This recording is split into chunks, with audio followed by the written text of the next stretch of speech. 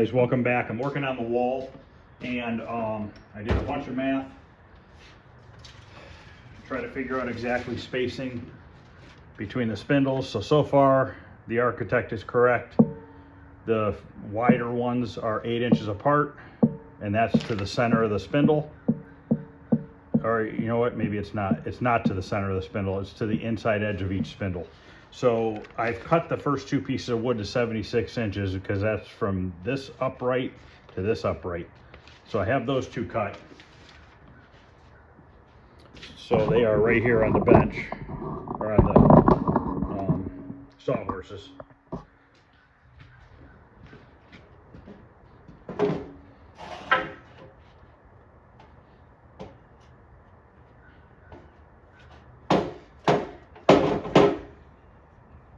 So what I need to do now is mark these. So basically I got to go 8 inches, 1/2 inch. So basically 8 1/4.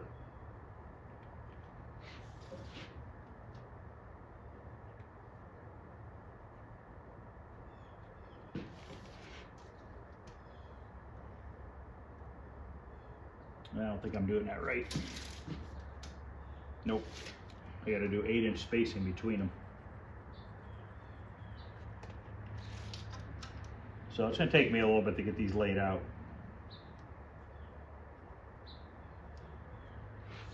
But we'll see if it works out right.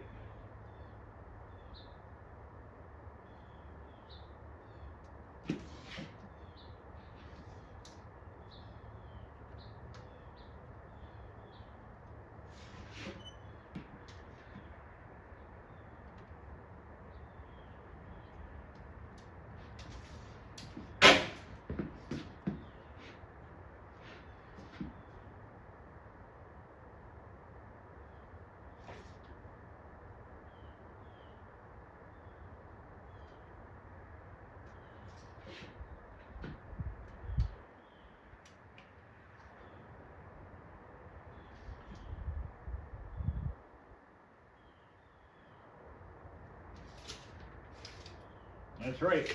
Okay, so I'm going to transfer the marks onto the other piece, and then I got to figure out how I'm going to drill these. Okay, so I have my marks laid out. This is the center mark right here between the 2 other ones. Now this is a jig for drilling holes for a bookshelf, for adjustable shelves. So if you want to put holes in there so you can adjust the shelves. Now these knobs here you can put in a variation of different spots depending on how far in or out you want this to go. So I have this set here, and when I put it on here, this notch right here, that V, is exactly the center of that hole. So I need to hold this on here like that and line it up with that center of that one, and we're going to drill a hole right there. Okay, so I have inserted, I put the drill bit in, and I put a collar on the drill bit. So when this collar hits that, it should be about half the depth of this dowel. So let's try one and see what it works out to be. And the good thing is because of these are in here, you just push it tight every single time and it'll always be the same spot. Now it doesn't matter which one of these I use. I'm only using one at a time anyways.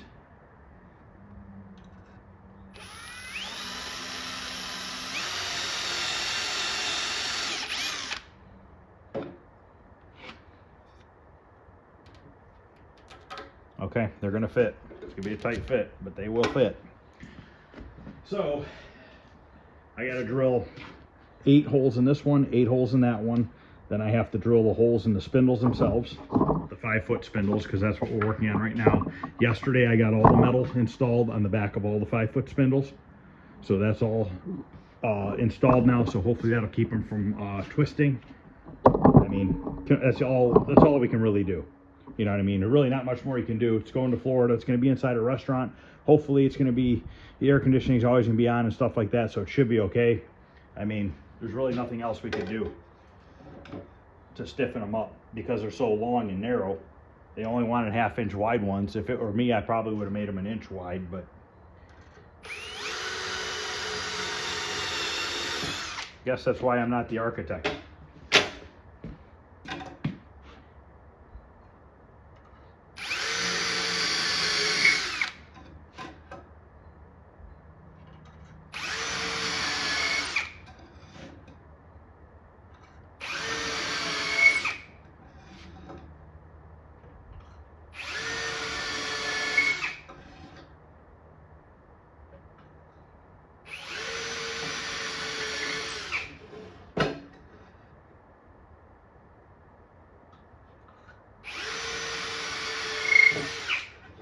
Okay, that's one side. Now, what I'm thinking about doing, which it should, in theory, work. Once I have my dowels holes drilled into this, okay? These are gonna go like this. Move it over to here so it's a little bit more sturdy. And that dowel is towards the front of this, okay? And we gotta leave a gap in the back because the LED light strips are gonna be mounted back here, shining on the wall and then coming forward. So, I have these trim screws. So I was thinking one dowel and one trim screw per spindle. So this will go in here, dowel will slide into that, and then I will pre-drill a hole on an angle back here, just on an angle into the wood, and we'll put one of these trim screws in there, which is a very small headed screw. They're only 1.25 inches long, and I'm hoping what that's going to do is keep this thing from wanting to do one of these numbers.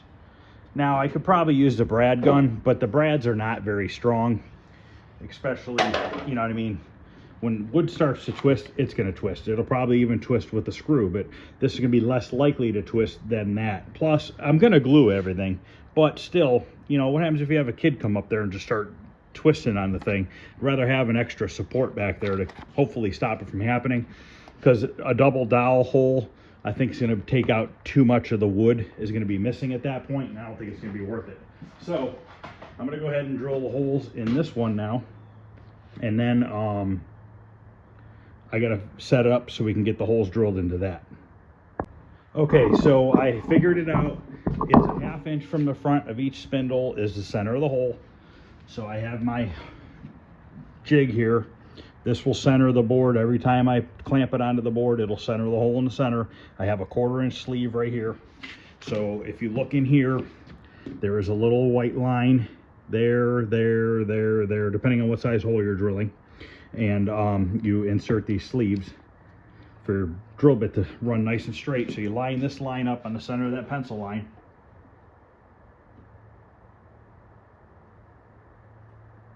Tighten it down. Make sure you're square. Okay. And I reset my guide down to here so that by the time it makes it through all this into there, it'll be the right depth.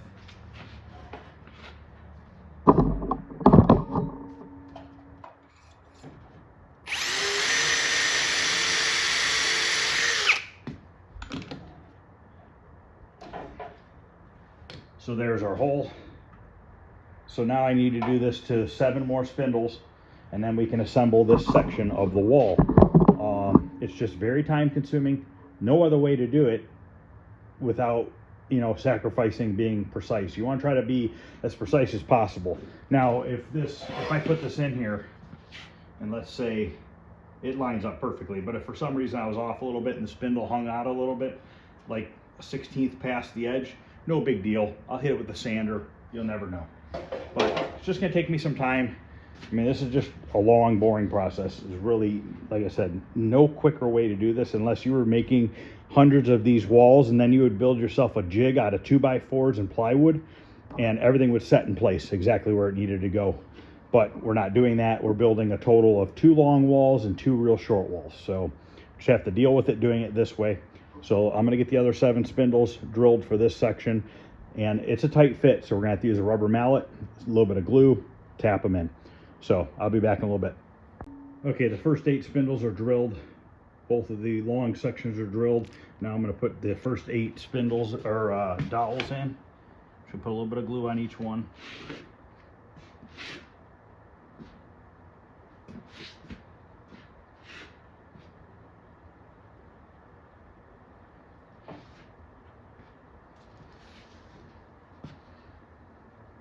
These are fluted, so the glue will ooze around them.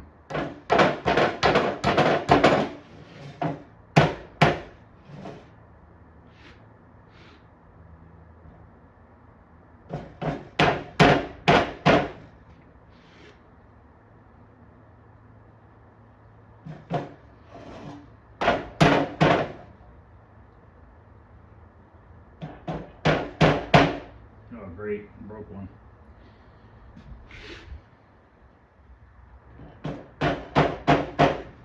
Glue should hold it.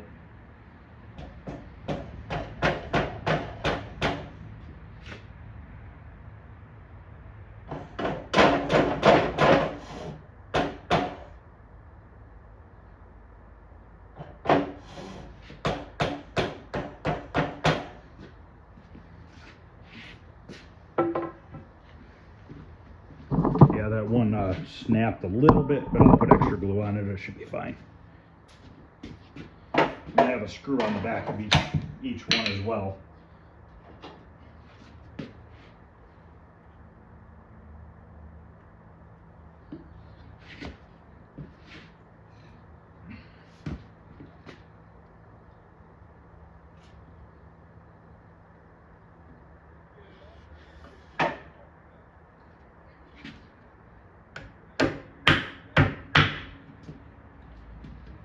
Okay, so I'm going to do all these. I'm going to have to lay it down, then I'll come back.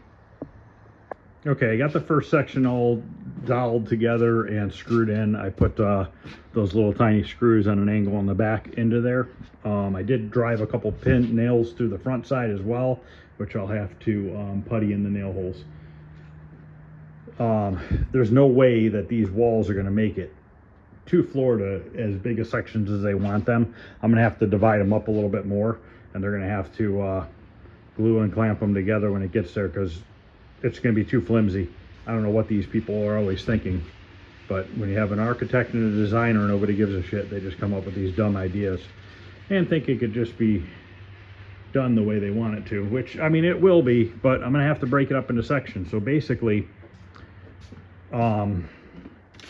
seeing how big this section is, this is 133 inches wide right here. So what I'm going to have to do is, this is a 2-inch upright, that's a 2-inch upright. So these two 2-inch uprights right here, I'm going to put the lower spindles and the upper spindles onto the one I just made here in the middle, and that's going to be one section.